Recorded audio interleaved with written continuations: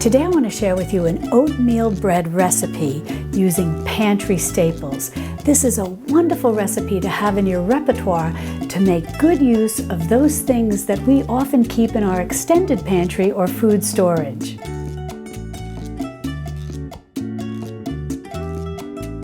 Hi sweet friends, I'm Mary and welcome to Mary's Nest, where I teach traditional cooking skills for making nutrient-dense foods like bone broth, ferment, sourdough, and more. So if you enjoy learning about those things, consider subscribing to my channel and don't forget to click on the little notification bell below.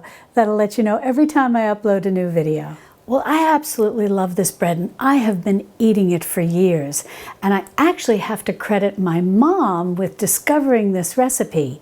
She had a cookbook. It was actually published in 1973 and it was called The Prudent Diet. And this is really a terrific cookbook because it's got a lot of recipes in it that, although not intended to, but does take advantage of a lot of the type of foods that are dry goods that we would keep in our pantries, whether it be our working pantries or extended pantries, where we keep our food storage. And so she always really enjoyed using the recipes from this book, especially growing up back east in New York like I did. She always kept an extended pantry and was prepared for snowstorms, blizzards, whatever the case may be. And so she had dry goods and she enjoyed this cookbook because it gave her recipes that she could make using a lot of her dry goods.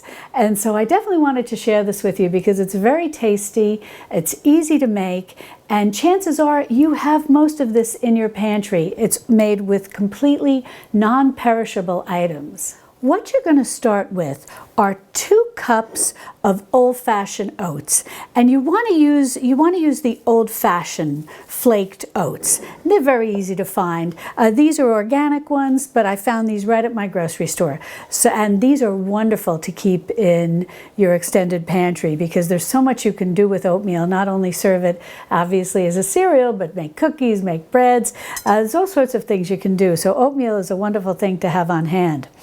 Now the other ingredients that you're going to need are, first, this is just empty for now, but you're going to need hot water that you've boiled in a tea kettle or on the stove, and you're also going to need some lukewarm water. Now don't worry about writing any of this down because if you open the description underneath this video, scroll down to where you see the word recipe, and I have it all in caps, so hopefully it'll be capital letters, so hopefully it'll be easy to see. The next ingredient that you're going to need is some type of dry milk powder.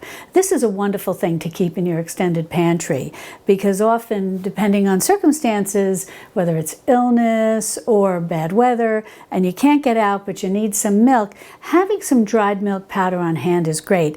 Now I like using a whole milk powder, and I'll put a link in the description below to the brand that I like. I like this brand because number one, it's a whole milk powder, and number two, they slow temp dry it to help preserve the nutrients. But you can also use a non-fat milk powder, which I think they sell also, and I think that's pretty easy to find. And that's in many ways the best option for an extended pantry because without having any fat in the milk, it extends the shelf life further because the dried milk powder that does contain fat will go rancid over time. But your non-fat dry milk can really last quite a while. But you can use either. But if you'd go with the non-fat dry milk, which you might see that's very common at the grocery store, but try to find one that preferably has been dried at a low temperature that helps preserve some of the nutrients. But if you can't find it, don't stress about it. Use whatever dried milk powder that you can find, especially if you're making the transition, you're in the process of making the transition from a processed foods kitchen to a traditional foods kitchen. Just try to incorporate these things slowly over time and don't stress yourself to try to find everything exactly perfect.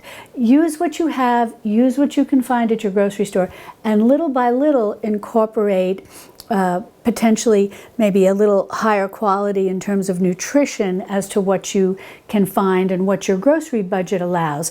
But just the fact that you're making homemade bread as opposed to buying an oatmeal bread, this is a major plus. So don't worry if your ingredients you feel maybe are not perfect. The other things that you're going to need are yeast. Now I'm using an active dry yeast. If you have instant yeast, you can use that also. They basically do the same thing. The only difference is that your rise time may be a little shorter with instant dry yeast. But if you have it in the package, you're going to want 1 package of yeast. If you use yeast from a larger container, you're going to want 2 1/4 teaspoons. Next, what I've got here are 2 teaspoons of salt. This is just a fine ground sea salt. Again, use whatever you have. And then next, I've got 2 tablespoons of a sweetener. And what I'm using here is sucanat. That stands for sugarcane natural, sucanat. And I like this because all this is dried cane juice. So it contains all of the minerals that are naturally occurring in sugarcane juice, as opposed to white sugar where that's been stripped out of. Now, if you don't have this, don't worry. You can use light brown sugar, you can use dark brown sugar, you can even use a somewhat mock homemade version of sucanat. And if you'd like to learn how to make those things, brown sugar as well as a homemade sucanat, I show that to you in another video, which I'll link to in the iCards and in the description below. But don't worry, just use what you have. Even if all you have on hand right now is white sugar, that's fine. Now, in terms of other whole sugars, yes, you can use maple sugar, you can use date sugar. If you want to go with your liquid sweeteners, you can use maple syrup, you can use honey, whatever the case may be. And you're just going to need 2 tablespoons. The final thing is you want to incorporate some type of fat. Now, this is coconut oil. And it's solid at room temperature, and this is a great option. Ghee, which is a form of clarified butter, is another good option. Both of these have a very good shelf life and are wonderful for keeping in your food storage pantry, what I often call the extended pantry. But use whatever you have on hand. If you have butter and you want to use butter, that's great. If you have some type of more liquid oil, avocado oil, whatever the case may be, you can certainly use that. Just keep the flavor of the oil in mind. However, my mother, being Italian, always used olive oil. That was the oil she had in the house. So, and I never noticed any significant olive oil flavor. So use whatever you have, but I'm just recommending the coconut or the ghee because those have very good shelf life and are something that you can really have in your food storage pantry. Now, the final thing that you're going to need is some flour. You can use all-purpose flour or you can use bread flour, whatever you have. And it can just be your traditional all-purpose flour, which is made from wheat that's been sifted. You can use einkorn all-purpose flour. You can use spelt all-purpose flour, whatever you have. Now, what if you want to go whole grain? You can definitely do that. You can use whole wheat flour, whole spelt flour, whole einkorn flour, any of the ancient grains that you want to use. However, I recommend that if you decide to make this a whole grain oatmeal bread, that you do use at least 1 cup of whatever all-purpose flour that you want to use. And the reason is this will help your bread be a little lighter. Now, if you're all in and you're a total traditional foods foodie, whatever the expression would be, and you want to go all whole grains and you're used to the denser type of whole grain bread that a whole grain bread is like, you can definitely do that. However, again, as I mentioned earlier about, just making the transition from a processed foods kitchen to a traditional foods kitchen, and you're newly introducing these foods to yourself, your family, your friends, whatever the case may be, I recommend that you start with half whole grain flour and half all-purpose or bread flour. And the reason is the bread will be more similar to the type of whole grain flour or whole grain bread you may see at the grocery store. And sometimes I know some people say, why do you want to make it taste like the grocery store? I don't like the food at the grocery store, or whatever the case may be. But often when you're on this traditional foods journey, having something that is more familiar and more similar to what you're used to eating or your family's used to eating is going to make the transition easier.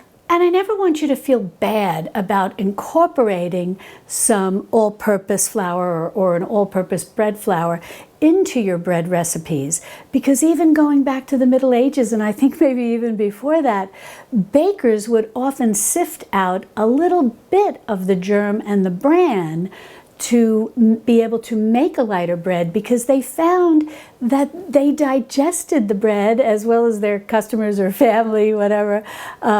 They found they were able to digest the bread better than one that was just made with 100% whole grain. So by using some whole grain flour and maybe a cup, I recommend half and half when you're first starting out, but if you are doing some whole grain and you have at least 1 cup, in a way you're mimicking the breads that were made by our ancestors. So never feel bad about adding a little all-purpose flour. Now, if you're very dedicated and you have a grain mill and you're grinding your grain and you're making your own flour, that's wonderful, and you can definitely use that.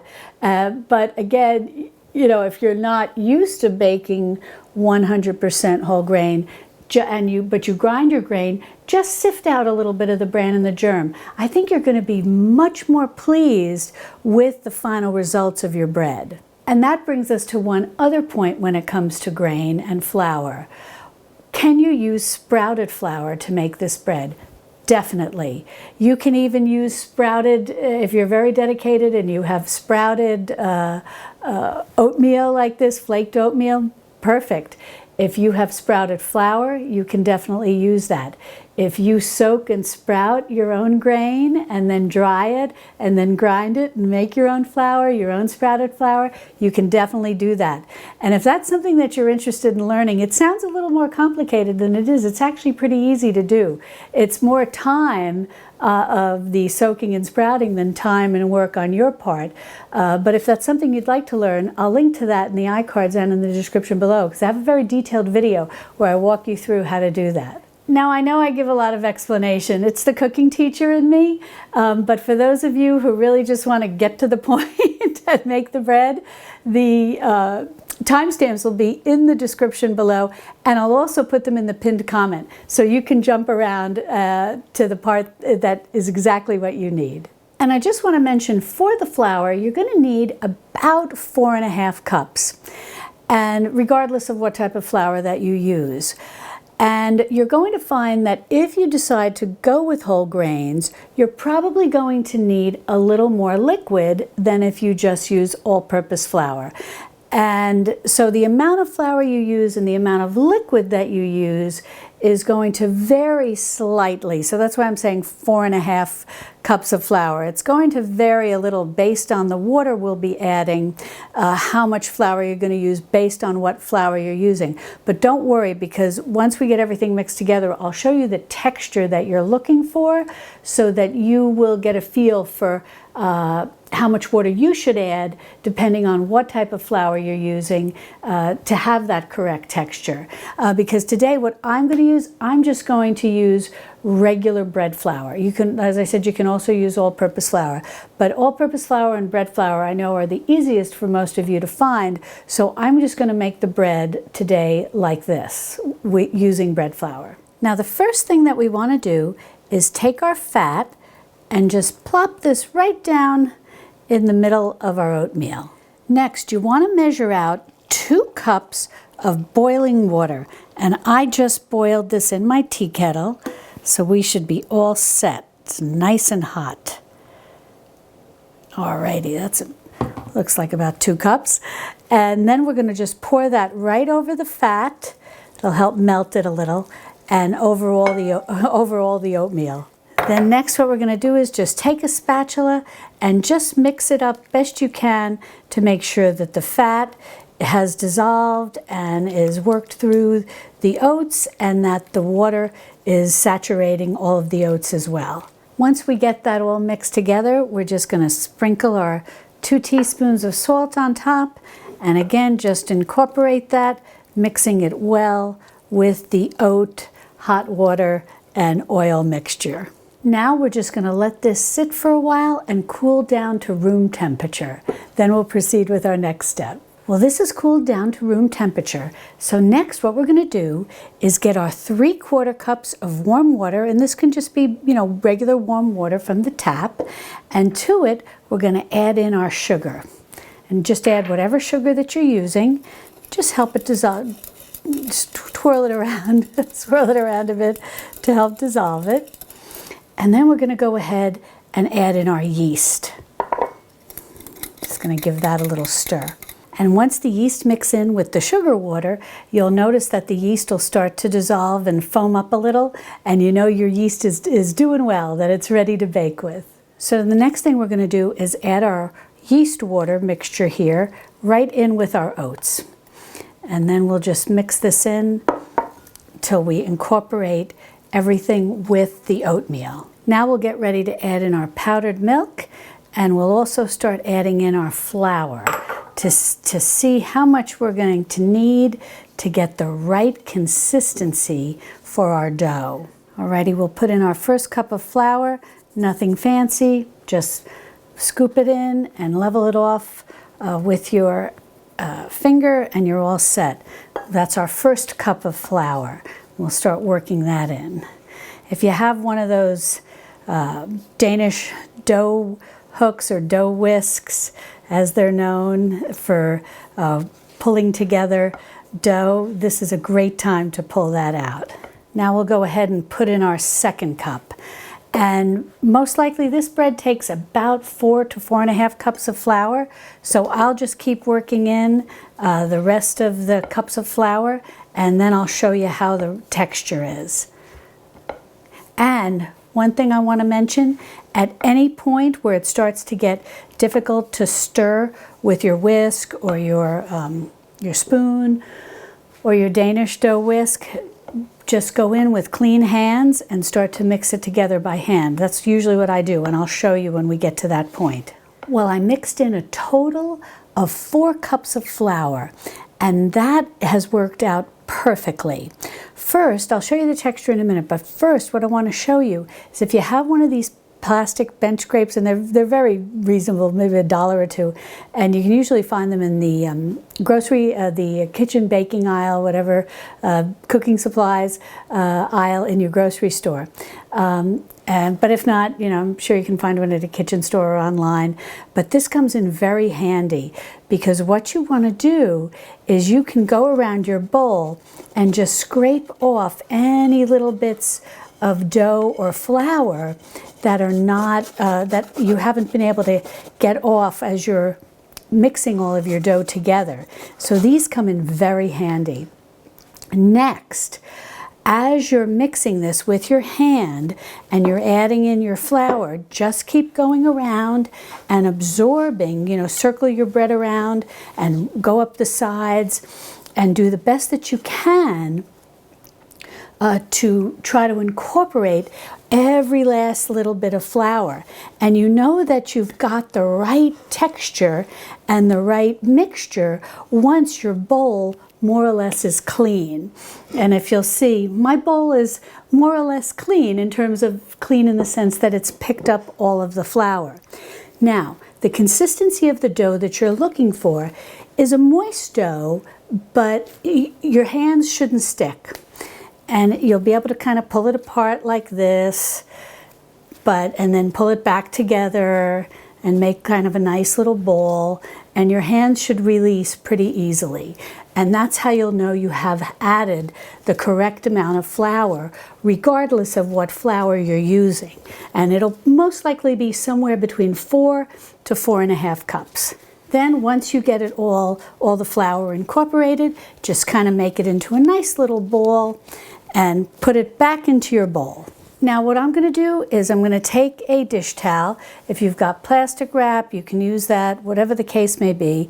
And I'm just going to take a little flour and dust my dish towel so that it doesn't stick to the dough as it's rising. You can certainly sprinkle a little dough on top too, a little flour on top of the dough too. It's not going to hurt it. You're not going to be adding too much flour, so don't worry about that.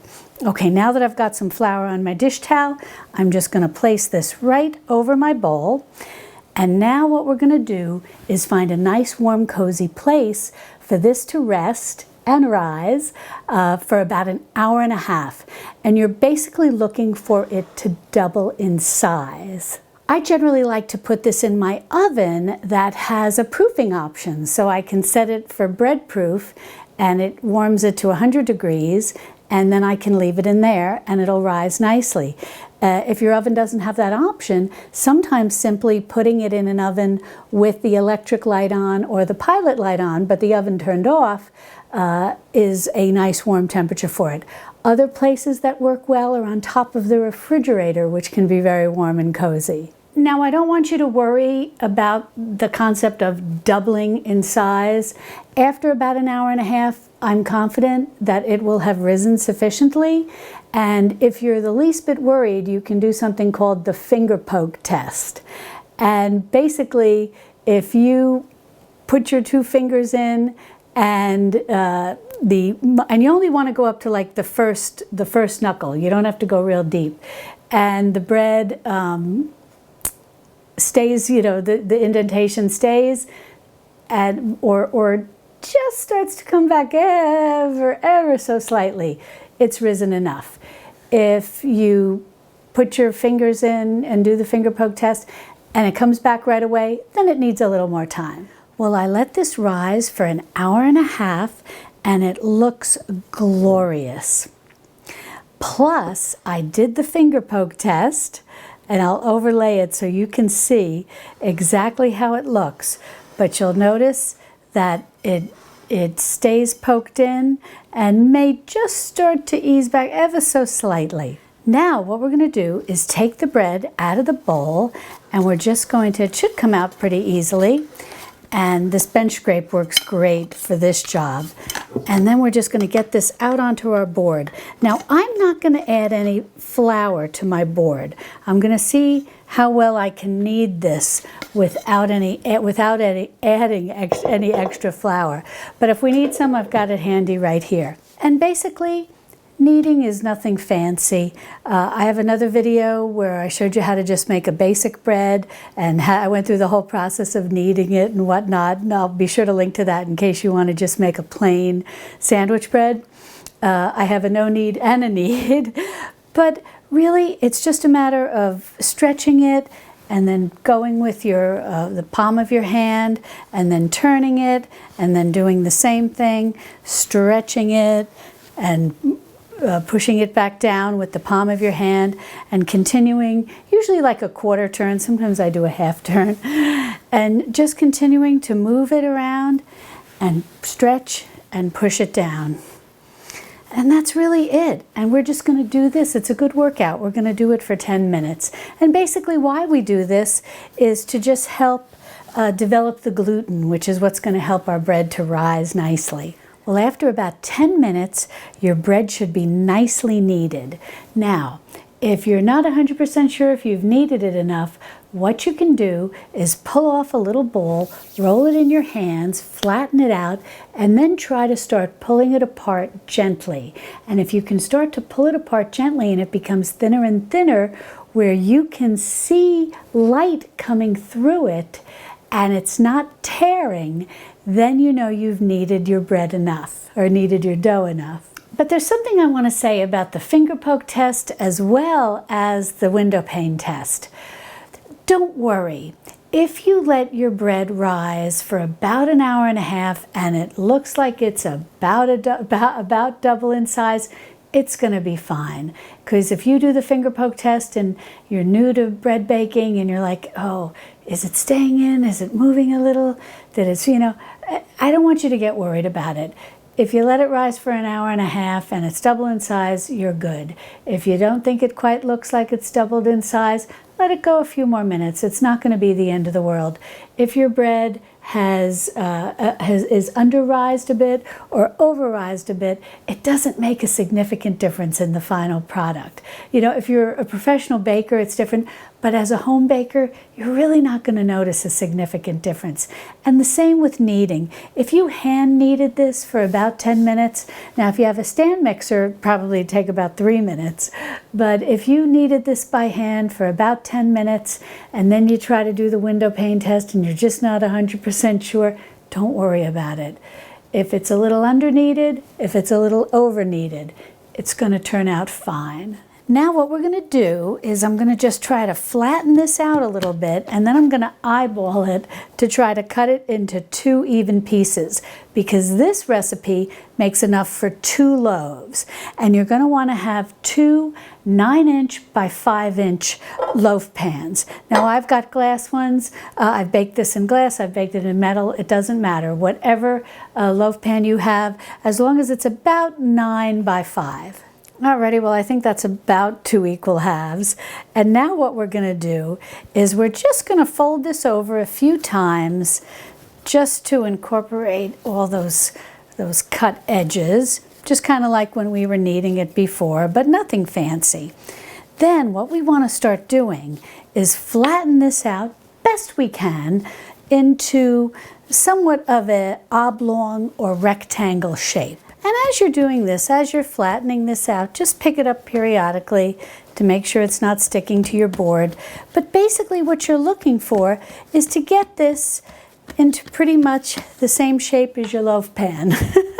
Now once you get this into some sort of oblong or rectangle shape, you want to just start rolling it. And you want to roll it towards you.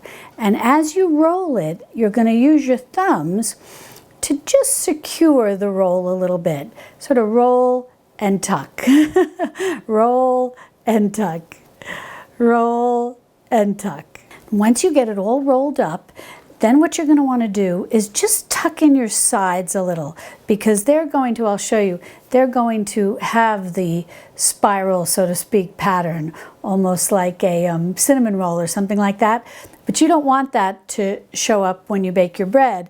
So all you want to do is just tuck in those sides, kind of tuck them under a little, and just shape it. You can stretch it out again so that it fits this. But you just want to tuck, just work your hands a little and tuck them under. So once you get those nicely tucked under, then what you're going to do is get your loaf pan, make sure it's well oiled or greased, whatever you want to use, and then just gently put your little loaf snugly in there. Just make sure you get it fitting in nice. Well, now I've got my second loaf in my loaf pan, and now I'm going to cover these and let them rise till they're doubled in size, which in this case is going to be about 45 minutes. Well, I let these rise about 45 minutes and they look lovely.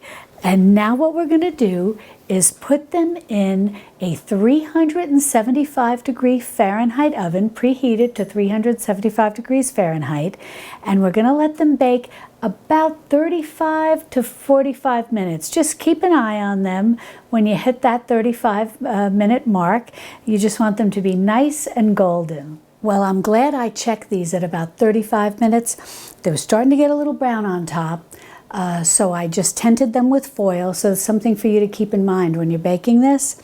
And then I let them go the full 45 minutes because they weren't quite finished, they weren't quite ready yet. They didn't sound hollow when I tapped them. So I let them go the full 45 minutes, and I think they came out beautiful. Now I took them out of their pans, I let them cool on the cooling rack a little bit. They're still a little warm, but we'll just go ahead and cut into it anyways. Sounds good. I'll cut it right down the middle so that we can see how it looks. Oh, it's delightful to cut through. Oh, look at that. Oh, what a beautiful oatmeal bread. Well, I'll overlay some pictures so that you can see how this looks when I cut it down the middle, as well as just an individual slice. Look at this lovely piece of bread. Well, we definitely have to give this a taste test. I love the texture. It was still quite a bit warm when I cut it, but it's light, yet it does have a little bit of moistness, which I like, you know, like an oatmeal bread. Let's give it a taste.